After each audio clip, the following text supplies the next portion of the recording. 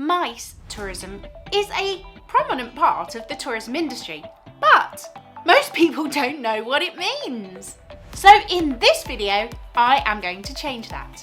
So keep watching to learn all about what MICE tourism is, what the MICE tourism industry is all about, and some examples of MICE tourism. If you are new here, my name is Dr. Drhayleystainton and I'm here to teach you all things travel and tourism. So let's get right to it. What is MICE tourism? MICE tourism is part of the business tourism industry. It encompasses 4 niche areas, which are meetings, incentive travel, conferences, and exhibitions. So as you can see, MICE tourism is actually an acronym for the 4 terms I just mentioned. It has nothing to do with rodents. No, nothing at all. MICE tourism is typically tourism provision that is planned in advance and designed for large groups of people for particular purposes. Leong defines MICE tourism as a type of tourism where groups of participants are gathered to achieve certain purposes. So let's dig a bit deeper and take a look at all of these components of MICE tourism. The first component is meetings. MICE tourism includes any types of travel for the purpose of a meeting or meetings. This ranges from small meetings to large meetings. Meetings can be short in duration, i.e. last a couple of hours, or they can be long. They could last a week or more. Types of meetings include, but are not limited to, board meetings, focus groups, training seminars, strategy planning, shareholder meetings, management meetings, and briefings. Traditionally, meetings have been predominantly face-to-face. However, recent years have seen a big shift towards virtual meetings, which was of course accelerated by the COVID pandemic and the subsequent rapid move to digital means around the world. And this will likely result in the continued decrease of travel for the purpose of meetings in the coming years. Incentives. Incentive travel refers to the travel that intends to motivate or reward company stakeholders. There are different types of incentive travel, including familiarization trips, team building trips, reward trips, and workations. Research has demonstrated that incentive travel is an important corporate culture builder. If you are looking for a way to motivate your staff and enhance productivity, retention, and output throughout your business, then incentive travel is often a worthwhile investment. We then have conferences. A conference is an event that facilitates presentation, discussion, and the showcasing of work within a professional network. Conferences are often important networking events and have been a prominent part of the business tourism industry to date. Conferences can last a day or a week or more, depending on the structure and the purpose. People have historically travelled great distances for the purposes of conferences, particularly in the travel and tourism sector. Whilst COVID saw conference organisers adapt and move online during the pandemic, there will always remain a space for physical conferences. There is no replacement for the face-to-face networking opportunities that occur during conferences. Thus, physical conferences will be here to stay, although maybe to a slightly lesser scale.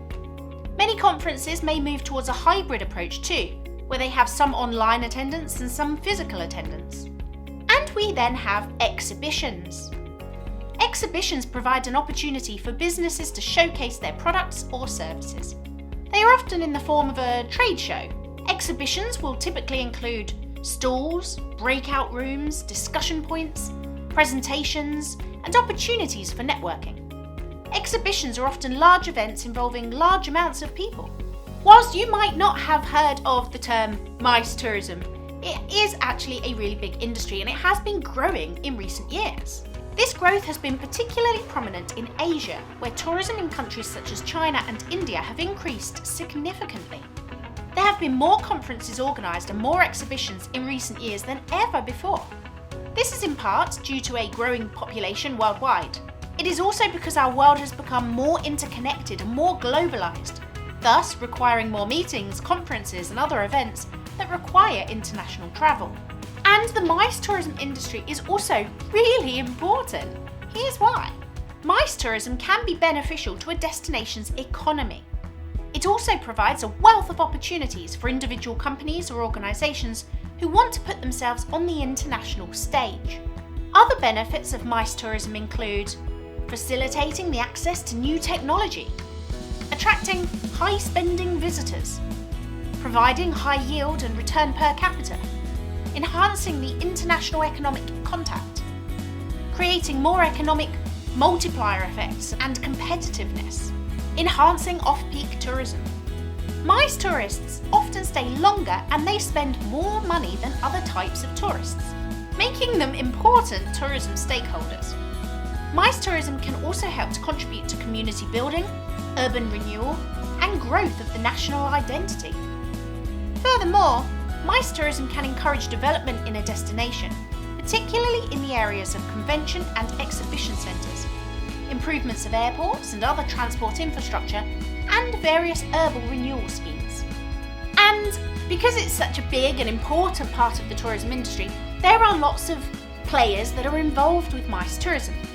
But who are they? MICE tourism is a multifaceted industry. Here are some of the stakeholders that are involved. There are transport providers, international and domestic, accommodation providers, people who provide pre- and post-conference tour opportunities.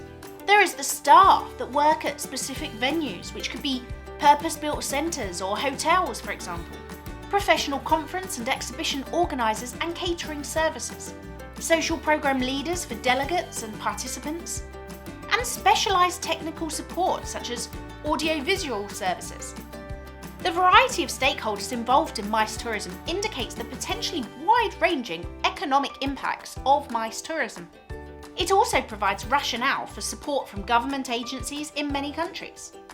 In addition to this, it indicates the scope of the challenges which must be met in coordinating the activities of different stakeholders to ensure that the MICE tourism industry is sustainable and effectively managed. So we know it's big, we know it's important, but what does the future hold for MICE tourism? The MICE industry size was valued at $805 billion in 2017, and it was expected to grow at a rate of around 7.6% per year to reach $1,439.3 billion by 2025. However, COVID has had a drastic impact on this, and this growth is expected to slow or even decline as a result. MICE tourism is here to stay, but much of it has or will continue to move online, meaning that the monetary value is significantly reduced. The continuing MICE tourism industry growth, whether this is physical or online, shall have a positive impact on the growth of businesses, cities and destinations around the world. As I mentioned before, globalisation has played a huge role in the growth of the MICE tourism industry, and it is anticipated that this will continue well into the future. Exactly how the MICE tourism industry might look in coming years is not entirely clear, but what is clear is that it is an important industry, it's valuable, and whilst we might not know exactly what it will look like, it's not going to go anywhere. Now that you know all about MICE tourism, you really need to know where that fits in the broader scale of the business tourism industry, and I have covered exactly that in this video here.